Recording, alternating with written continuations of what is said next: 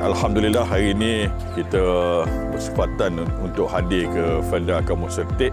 Doayan kali pertama untuk Nenas MD2 ya, di bawah projek Felda bersama dengan syarikat Akina sebagai projek manager dan perkongsian teknologi dan ilmu. Dan saya dah rasa Nenas tuayan pertama tadi dan memang manis, memang sedap dan saya fikir mempunyai potensi yang luas untuk dipasarkan. Dan saya dipahamkan dan projek Nenas ini dirancang umpamanya kita telah ekspor ke luar negara sehingga ke negara-negara Arab.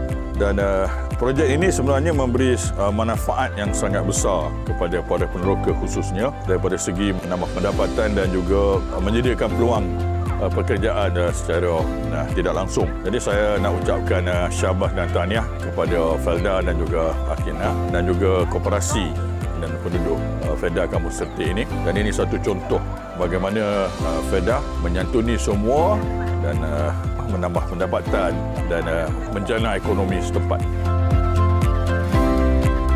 So kita lihat satu projek ni bertujuan adalah untuk utamanya adalah menambah pendapatan peneroka daripada dia menggunakan ataupun mendapatkan hasil daripada ladang-ladang sawit ataupun ladang getah. Ia adalah sampingannya untuk kita mendapat hasil pendapatan tambahan yang mana kita jangkakan atau kita sasarkan untuk satu orang peneroka akan mendapat RM RM1,000 tahun untuk pusingan pertama dan seterusnya akan meningkat ke RM1,500 dan terusnya ke RM2,000 untuk peringkat-peringkat yang seterusnya.